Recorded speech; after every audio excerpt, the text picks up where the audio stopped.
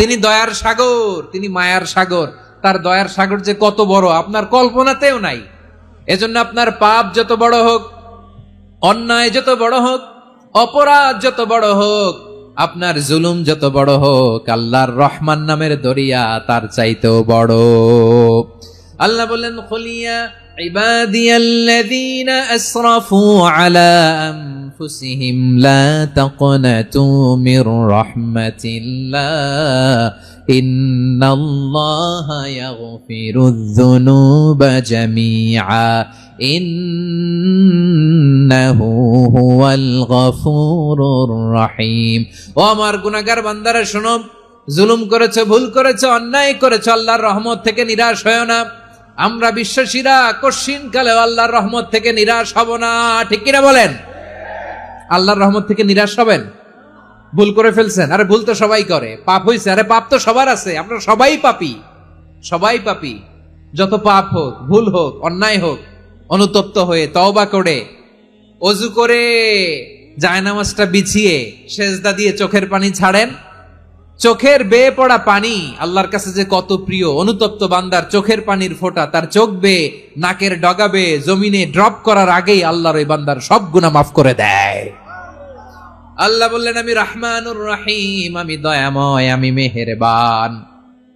এরপর আল্লাহ বললেন, হুয়াল্লাহুল্লাযী লা ইলাহা ইল্লা হুয়াল মালিকুল কুদ্দুসুস সালামুল মুমিন। হুয়াল্লাহুল্লাযী, তিনি এমন আল্লাহ, লা ইলাহা ইল্লাহু, তিনি ছাড়া কোনো ইলাহ নাই, আল মালিক, তিনি হলেন আল মালিক। দুইটা শেষ, আর রহমান আর রাহিম শেষ। এবার আল্লাহ 3 নাম্বার গুণবাচক নামের পরিচয় দিচ্ছেন। আল্লাহ বলছেন, আমি হচ্ছি আল মালিক। আমি কি? মানে সম্রাট। আল মালিক মানে হচ্ছে the king, the king of kings, সব রাজার বড় রাজা, মহারাজা। তার চেয়ে বড় রাজা আর কেউ নাই, তার চেয়ে বড় সম্রাট আর কেউ নাই, তার চেয়ে বড় ক্ষমতাধর সত্তা মহাবিশ্বে দ্বিতীয় কেউ নাই। চিৎকার করে বলেন ঠিক কিনা? তিনি আল মালিক। আল মালিক মানে ক্ষমতাধর, ক্ষমতার মালিক, রাজা ধীরাজ বাদশাহ। তার ক্ষমতা আর আমাদের ক্ষমতা একরকম নাকি? হ্যাঁ, আমাদের দুনিয়াতে ক্ষমতা অস্থায়ী ক্ষমতা, ঠিক কিনা বলেন? আইজ আছে কাল নাই, এরকম না ক্ষমতা? আল্লাহর ক্ষমতাও তো এরকম না, আইজ আছে কাল নাই এরকম। দুনিয়াতে দেখবেন কোন দেশের প্রেসিডেন্টের 4 বছরের ক্ষমতার মেয়াদ, কোন দেশে 5 বছরের। আল্লাহর কয় বছরের? 10 বছরের নাকি 20 বছর, 100 বছর। আল্লাহর ক্ষমতার মেয়াদ কতদিন বলেন? বুঝে থাকলে বলেন তো। চিরকাল তার ক্ষমতার মেয়াদ। চিল্লায় বলেন ঠিক কিনা? নিরঙ্কুশ ক্ষমতা, একচ্ছত্র ক্ষমতা বলতে যা বুঝায়, এই ক্ষমতা একমাত্র আল্লাহরই আছে। আমাদের ক্ষমতার জন্য আমরা ডিপেন্ড করতে হয়, ওর ডিপেন্ড লাগে, ওই জনমত নেওয়া লাগে, ওই জনগণের কাছে যাওয়া লাগে, ভোট চাওয়া লাগে, এরা ভোট দিলে এরপরে আমরা আসবো, ঠিক কিনা? আবার জনগণ না চাইলে আমরা নাই। আল্লাহর ক্ষমতা কি এরকম?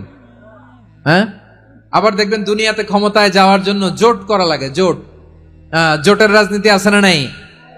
জোট হয়, শরিক হয়, এই হয়, সেই হয়, নানা ভাবে দুনিয়াতে ক্ষমতায় আসতে হয়। আল্লাহ বলে, আমার ক্ষমতার জন্য কারো উপর বিন্দু পরিমাণ আমার ডিপেন্ড করা লাগে না। সৃষ্টি শুরু থেকে আমি ক্ষমতার চেয়ারে বসা, মহাবিশ্বের শেষ পর্যন্ত, সীমাহীন ভবিষ্যৎ পর্যন্ত আমি ক্ষমতার চেয়ারে থাকবো। আমি হলাম আল মালিক। আমার ক্ষমতার কোনো কমতি নাই, কোনো ঘাটতি নাই। কেউ আমার ক্ষমতা থেকে নামাতে পারবে না। পারা যাবে? এই যে আমরা ফ্যাসিস্ট সরকারের যে আপনারা নামাই দিছেন গণ অভ্যুত্থান করে, মনে আছে? 5ই আগস্টের কথা ভুলে গেছেন এত তাড়াতাড়ি? মনে আছে? আছে। তা আমরা সবাই মিলে যদি একটা গণ অভ্যুত্থান করি, তাইলেই তো আল্লাহর ক্ষমতার চেয়ার থেকে নামায় ফেলানো যায়। হ্যাঁ, যাবে না? পারবো না আমরা? কি বলে, পারা যাবে না? আচ্ছা, আমরা না হয় পারলাম না, জিন জাতি যদি আমাদের সাথে জয়েন করে, ম্যানকাইন্ডের সাথে জিনকাইন্ড, ইফ দে জয়েন আস, সবাই মিলে একটা গণ অভ্যুত্থান, রেভলিউশন, ডেমনস্ট্রেশন, প্রোটেস্ট, সবাই মিলে যদি একটা অভ্যুত্থান করি, তাইলেই তো আল্লাহর ক্ষমতা শেষ। আওয়াজ করে বলেন, তাইলেই কি আল্লাহর ক্ষমতা শেষ হবে? তাহলে আমরা সবাই মিলে একটা গণ অভ্যুত্থান যদি করি, আল্লাহর ক্ষমতা থেকে নামানো যাবে?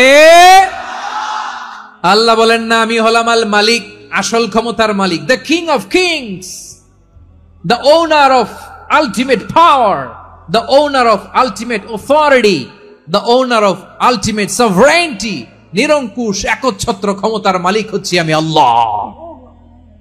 আল্লাহ তাআলা সূরা মুলকের শুরুতে বলছেন তাবারাকাল্লাযী বিয়াদিহিল মুলকু ওয়া হুয়া আলা কুল্লি শাইইন কাদির। মহিমান্বিত সত্তা, যার হাতে ক্ষমতা, তিনি যা চান তাই করতে পারেন। আওয়াজ করে বলেন তো তিনি কে?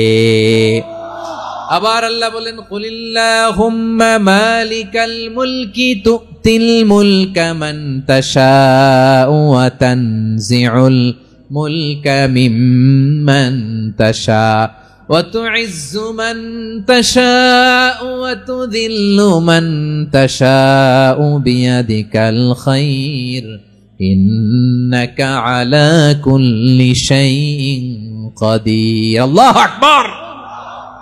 এ নবী আপনি বলুন আল্লাহুম্মা মালিকাল মুলক, আল্লাহ আপনি ক্ষমতার মালিক। তুতিল মুলকা মান তাশা, যাকে চান তারে ক্ষমতার চেয়ারে বসান। ওয়া তানজিউল মুলকা মিম্মান তাশা, যাকে চান তাকে ক্ষমতার চেয়ার থেকে ছুড়ে ফেলে দেন। তিনি কে? ক্ষমতার চেয়ারে বসায় কে? আবার মনে চাইলে আস্থা করে ছুড়ে নিক্ষেপ করেন, তিনি কে? আবার আল্লাহ বললেন ওয়ালাম ইয়াকুল্লাহু শারীকুন ফিল মুলকি, আমার ক্ষমতায় কোনো শরিক নাই, কোনো জোট নাই, কোনো পার্টনার নাই, কোনো অংশীদার নাই। আবার আমি চলে গেলে আমার ক্ষমতার দাবিদারও কেউ নাই। আল্লাহু আকবার। এই দুনিয়াতে রাজা মারা গেলে পরের রাজা কে হয়? রাজার ছেলে রাজা, ঠিক কিনা বলেন? আল্লাহ চলে গেলে আরেকজন বসবে নাকি? এরকম না, তার ক্ষমতার সাথে দুনিয়ার ক্ষমতার কোনো মিলই নাই। এজন্য তিনি তার নাম দিয়েছেন আল মালিক। আল মালিক, the owner of power, the owner of ultimate power and sovereignty, the king of kings, সব রাজার বড় রাজা, মহারাজা আল মালিক, তিনি হচ্ছেন আল্লাহ। চিৎকার করে বলেন ঠিক কি না? তিনি আসল ক্ষমতার অধিকারী। দুনিয়াতে যে আমরা ক্ষমতা নিয়ে কামড়াকামড়ি করি, মারামারি করি, কিয়ামতের দিন আল্লাহ জিজ্ঞেস করবেন কই তোদের ক্ষমতা আজকে বল।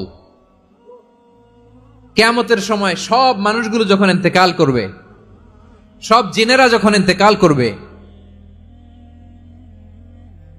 সব ফেরেশতারা যখন ইন্তেকাল করবে, বাকি থাকবে মালাকুল মাউত। মালাকুল মাউত এসে বলবে আল্লাহ আপনার কথা মতো সবাই শেষ, মানুষগুলো নাই, জিনগুলো নাই, আমার সতীর্থ ফেরেশতাগুলো নাই, মহাবিশ্বে আর কেউ নাই। আল্লাহ বলে এখন কে আছে? মালাকুল মাউত বলবে আল্লাহ তুমি আছো আর আমি। তুমি তো আল হাইয়্যু আল কাইয়্যুম, অবিনশ্বর, শাশ্বত, চিরঞ্জীব, কোনদিন মরবা না, তুমি আছো আর তোমার গোলাম আমি আছি আজরাইল। মহাবিশ্বে কয়জন আছে মাত্র? জোরে বলেন। এক হচ্ছেন আর হচ্ছে মালাকুল মাউত। আল্লাহ তুমি আছো আমি আছি। আল্লাহ বলবে ঠিক আছে এবার তোমার মরণের পালা, মুত ইয়া মালাকাল মাউত, হে মৃত্যুর ফেরেশতা তুমি মরো। মালাকুল মাউত আল্লাহর আদেশ বাস্তবায়ন করতে যে বিকট একটা চিৎকার দিয়ে মৃত্যুবরণ করবে। ওই চিৎকার দুনিয়ার মানুষেরা, চিৎকারের আওয়াজ যদি দুনিয়ার মানুষেরা শুনতে পেত, দুনিয়ার মানুষের প্রত্যেকের কানের পর্দা ফেটে মুহূর্তের মধ্যে সব লাশ হয়ে জমিনে পড়ে রইত।